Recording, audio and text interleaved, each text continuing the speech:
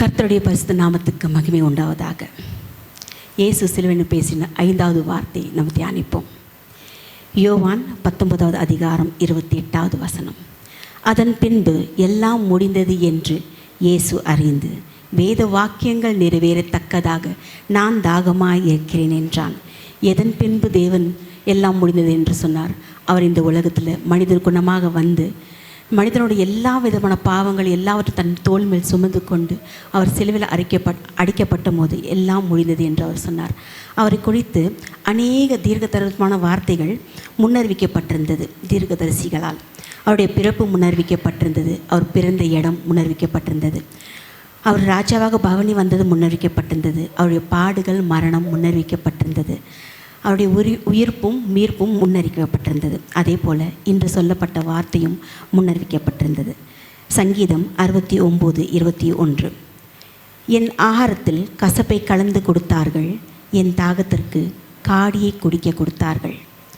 அவர் இந்த இடத்துல 100க்கு 100 மனிதனாக இருந்தபடியால், அவர் இரத்தத்தையும் சதையும் உடையவராக இருந்ததால், அவர் அந்த இடத்துல ஆண்டவருடைய பிதாவுடைய கைவிடப்பட்ட சூழ்நிலை, அவர் கத்செமனே தோட்டத்தில் அவர் முகக்குப்புற விழுந்து அவர் அங்கே ஜபிக்கும் போது அவர் ரத்தத்தின் வேர்வை ரத்தத்தின் பெருந்துளியாக இந்த பூமியில் விழுந்ததுன்னு பார்க்கலாம். அந்த இடத்துல அவர் சொல்கிறார், பிதாவே, இந்த பாத்திரம் என்னை விட்டு நீங்கள் கூடுமானால் நீங்கும்படி செய்யும், ஆகிலும் என்னுடைய சித்தமல்ல உம்முடைய சித்தம் ஆகட்டும் என்று அவர் சொல்லி, அதன் பின்பு பிலாத்துவின் நியாயஸ்தானத்துக்கு முன்பு நின்று அவர் விசாரிக்கப்பட்டு அடிக்கப்பட்டு நொறுக்கப்பட்டு முள்முடி சூடப்பட்டு அவர் மேல் காரி உமிழ்க்கப்பட்டு அவருடைய தாடி முடிகளை அது பிக்கப்பட்டு அவர் பாரமான சிலுவையை தன் தோள் மேல் சுமந்து கொண்டு நிர்வாணமாக்கப்பட்டு கல்வர்கள் நடுவில் 3 ஆணிகளாக அடியப்பட்டு அந்த இடத்துல அவர் சொல்கிறார், நான் தாகமாக இருக்கிறேன்.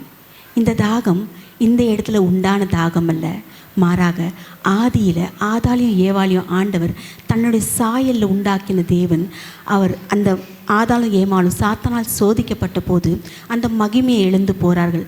ஆண்டவர் கொடுத்த அந்த மகிமையை எழுந்து போனதால் அந்த வார்த்தையை மீறிடுறாங்க. அந்த வார்த்தையை மீறி அவர் சொன்னதான அவர் சொல்கிறார்ல, இந்த கனி நீங்கள் சாப்பிடாதீங்கன்னு, அந்த வார்த்தையை மீறி அவர்கள் அந்த வார்த்தையை மீறினதால் அந்த இடத்துல அந்த உறவு துண்டிக்கப்படுது. அந்த மகிமையை அவங்க எழுந்து போகிறாங்க. ஆண்டவர் கொடுத்த மகிமையை எழுந்து போகிறதுனால அந்த உறவை ஒன்றிணைக்கத்தானே அந்த இடத்துல அவர் சொல்கிறார், அவன் உன் துதிக்காலை தீண்டுவான், நீர் அவர் தலையை நசுக்குவாய். இந்த வார்த்தையை அவர் சிலுவையில் அவர் நிறைவேற்றி முடிக்கிறார். எல்லாரோட பாவங்களையும் சாபங்களையும் ஏற்றுக்கொண்டு அந்த மரணத்தை அவர் ஜெயிக்கிறார். அவர் சொல்கிறார், எல்லா மரணமே உன் கூரெங்கே, வாதாளமே உன் ஜெயம் எங்கே என்று.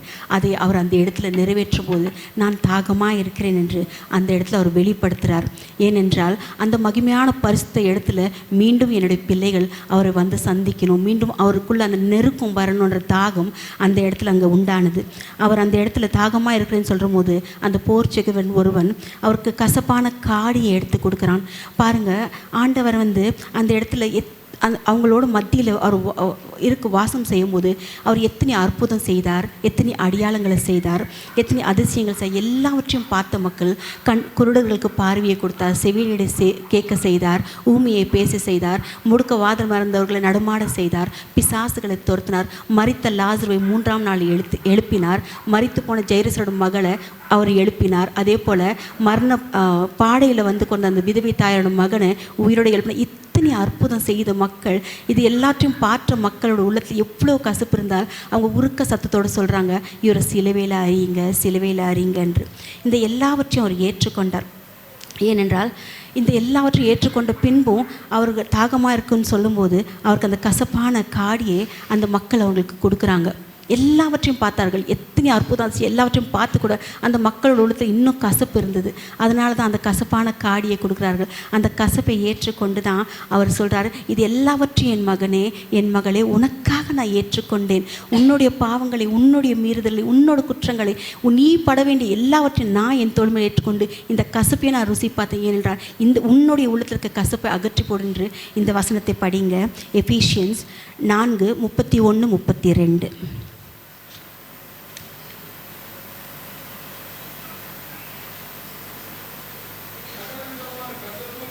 சகலவிதமான கசப்பும் கோபமும் மூர்க்கமும் கூக்குரலும் தூஷணமும் மற்ற எந்த துர்குணமும் உன்னை விட்டு நீங்க கடவுது, ஒருவருக்கொருவர்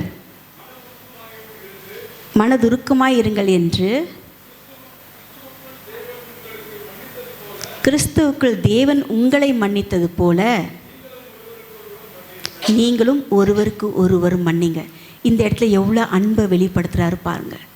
அந்த இடத்துல அந்த கசப்பை அவர் ஏற்றுக்கொண்டு, மகனே மகளே, உனக்குள்ளே இருக்க கசப்பை நீ அகற்றி போடு, உனக்குள்ளே இருக்க அந்த மூர்க்கமான குணத்தை அகற்றி போடு, உனக்குள்ளே இருக்க அந்த கோபத்தை அகற்றி போடு என்று அதை சொல்லிவிட்டு, நான் உங்களை சிலுவையில் மன்னித்தேனே, இவர்கள் செய்வது என்னதென்று அறியாது செய்கிறார்கள் என்று நான் உங்களை மன்னித்தேனே, அதுபோல் நீங்களும் ஒரு மன்னித்து அந்த அன்பை வெளிப்படுத்துங்கன்னு அவர் அன்பை வெளிப்படுத்துகிறார். ஏனென்றால் அவர் ஆத்மத்து மேலே மிகவும் தாகமாக இருந்தார். அந்த ஆத்மா அவர் கொடுத்த ஆத்மா. அவர் மனிதனை படிக்கும்போது அவர் ஜீவ ஆத்மாவை கொடுத்தார். அந்த ஆத்மா நரகத்துக்கு போயிடக்கூடாது என்று அவர் மிகவும் அவர் அது மிகவும் ஒரு தாகத்தோடு இருந்தார். ஏனென்றால் அது தாகமாக இருக்கும்போது அவர் சொல்கிறார், தாகமாக இருக்கிறவங்க தண்ணீரையும் வறண்ட நிலத்திலும் ஆறுகளையும் ஊற்றென்றார். அந்த வறண்ட நிலம் என்ன? நம்மளுடைய இதயம்தான். இதுக்குள்ளே தான் அந்த கசப்பு, வெறுப்பு, எல்லார் மேலேயும் அந்த பகை எல்லாவற்றையும் இருக்குது. இதே அவர் மாற்ற தான் தாகம் முழுவதும் தண்ணீரையும் தாகமுள்ள தரும் வறண்ட நிலத்துக்களே ஆறுகளையும் ஊற்றேன்னு சொல்கிறார். அவர் ஏன் சொல்கிறாருன்னா, அவர் நம்மளுக்காக அநேக ஆசீர்வாதங்களை வைத்திருக்கிறாராம். எப்படியாப்பட்ட ஆசீர்வாதமும் என் சந்ததி மேலும் என் சந்தானத்தின் மேலும், என் சந்ததி மேலும் என் ஆவியையும் என் சந்தானத்தின் மேல் உன் ஆசீர்வாதத்தையும் நான் வைக்கிறேன் என்று அவர் சொல்கிறார். இது ஐசாயா நீங்கள் 44 படிச்சிங்கன்னா அதில் 1-3 படிக்கும்போது மிகவும் அழகாக அவர் சொல்கிறார். ஏனென்றால் அவர் ஆத்ம பாரத்தோடு இருக்கிறார். என் மகனோ என் மகளோ அந்த ஆத்மா அழிந்து போயிடக்கூடாது, நரகத்துக்கு போயிடக்கூடாது என்று அந்த பாரத்தில் தான் அவர் சொல்கிறார். நான் தெரிந்து கொண்ட என் ஜனமே, என்னுடைய யாக்கோபே, நான் தெரிந்து கொண்ட என் இஸ்ரவேலே என்று அவர் மிகவும் அழகாக சொல்கிறார். அவர் நான் உருவாக்கின தேவன் நான் தானே, உன்னை தாயின் கருவில் நீ உருவாக்கும் முன்பதாகவே நான் உன்னை தெரிந்து கொண்டேனே, நான் உனக்காக ஆசீர்வாதத்தை வைத்திருக்கேன். இந்த உலகத்தை பார்த்தோ சாத்தான் கொண்டு வர அந்த பயத்தை பார்த்து நீ அச்சப்படாத, நீ பயப்படாத, நான் உன்னோடு இருக்கிறேன் என்று இந்த இடத்துல அவர் மிக அழகாக சொல்கிறார்.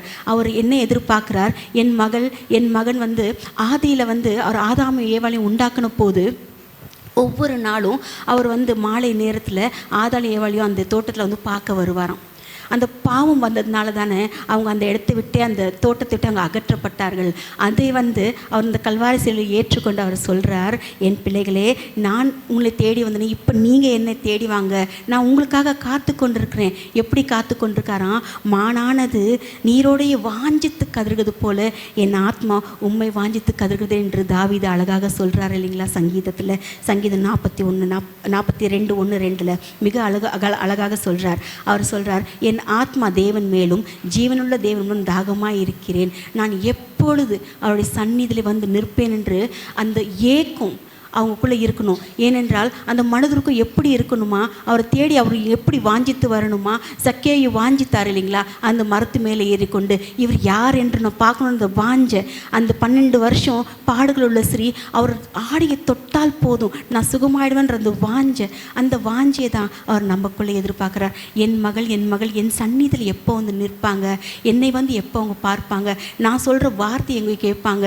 அதனால் அவர் சொல்கிறார். அந்த நீங்கள் பார்த்தீங்கன்னா யோவானில் அந்த சமாரிய பெண்கிட்ட அவர் பேசுகிறார் இல்லைங்களா? பேசும்போது அவர் சொல்கிறார், தாகம் உள்ளோர் மேல் தண்ணீரை ஊற்றுவேன்னு சொல்லி அந்த வார்த்தையை ஒருத்தர் படிக்கலாம். 4ஆம் அதிகாரம் 14வது வசனம். யோவான், நான் கொடுக்கும் தண்ணீரை குடிக்கிறவனுக்கோ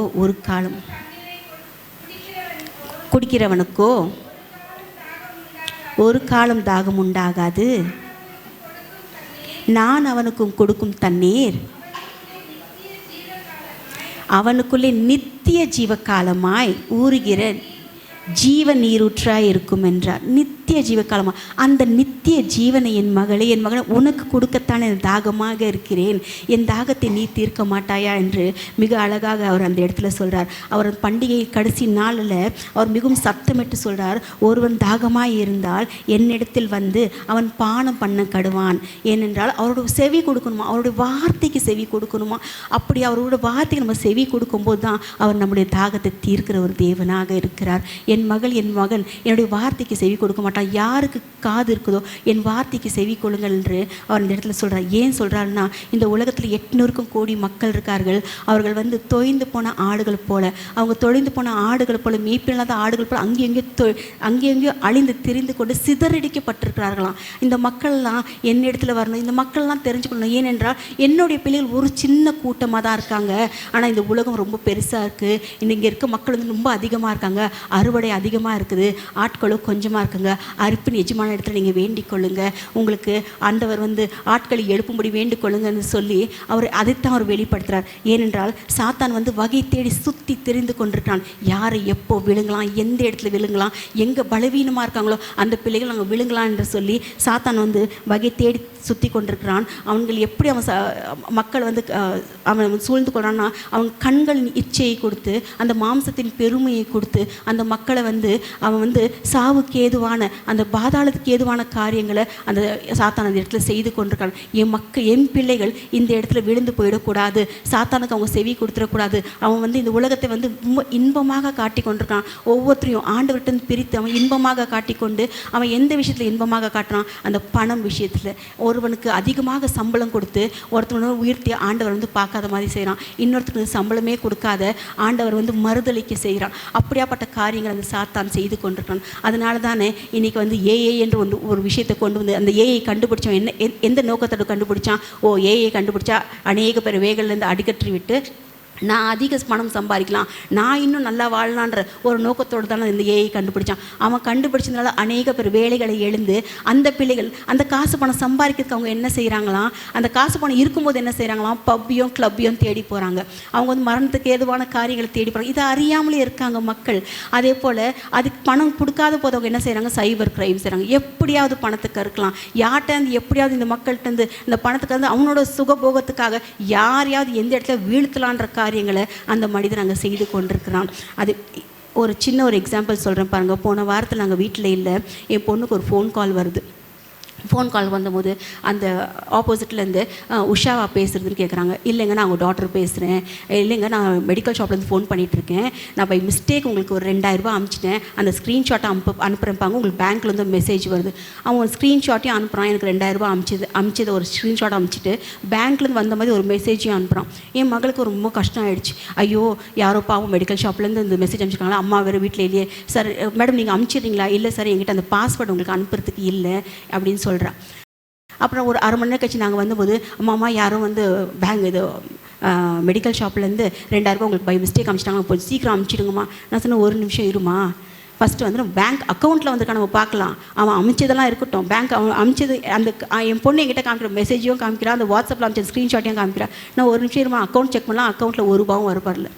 ஒரு கால், 1 ரூபா ஒரு கால், 2 ரூபா ஒரு கால்னால ஒருத்தரை ஏமாற்ற முடியும் இந்த உலகத்தில். அப்படியாப்பட்ட காரியங்கள் சாத்தான் வந்து மனிதனை அந்த மாதிரி சூழ்நிலை எடுத்து கொண்டு போயிருக்கான். ஏன்னா தேவனை தேடக்கூடாது, அவங்க வந்து தேவனோட வார்த்தையை கேட்கக்கூடாது, அவங்க வந்து பாதாளத்துக்கு போயிடணுன்ற சாத்தானோட காரியம். அதனால தான் ஆண்டவர் சொல்கிறார், நான் வந்து இந்த இப்படியாப்பட்ட காரியங்கள் என் மக்களுக்குள்ளே நடந்துடக்கூடாது.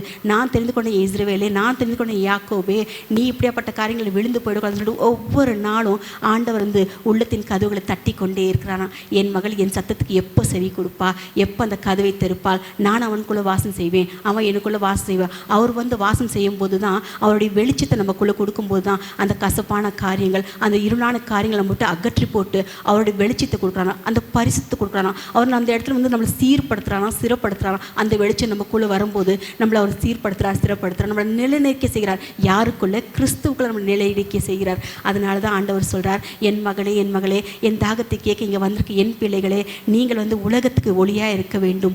நான் செய்த அற்புதங்கள், நான் செய்த அடையாளங்கள், என்னை குறித்து ஒரு வார்த்தையாவது உன்னோட சகோதரிக்கிட்டேயோ, உன்னுடைய பக்கத்து வீட்லையோ, உன்னுடைய சொந்தக்காரர்கிட்டையோ என்னுடைய தாகத்தை நீ சொல்ல மாட்டாயா? நான் இவர்களுக்காக தான் நான் மரித்தேன், அவர்களுக்காக தான் அந்த பாவத்தை நான், அவங்களோட பாவத்தை கூட நான் ஏற்றுக்கொண்டேன் என்று அந்த சாட்சி நீ போய் சொல்ல மாட்டாய் என்று அந்த சிலுவையிலே அவர் தாகமாக இருக்கிறேன் என்றார். நம்ம கண்களை மூடி நம்ம ஆண்டவர்கிட்ட சொல்லலாமா?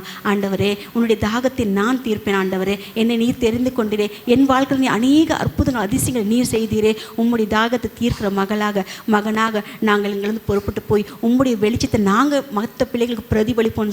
இந்த சிறு கூட்டத்தை பார்த்தா அவர் இந்த வார்த்தையை சொல்கிறார். அவர் தாகத்தை அவர் வெளிப்படுத்துகிறார். அவர் தாகத்தை தீர்க்கிற பிள்ளைகளாக நம்ம இருப்போம். ஆமென். தேங்க்யூ.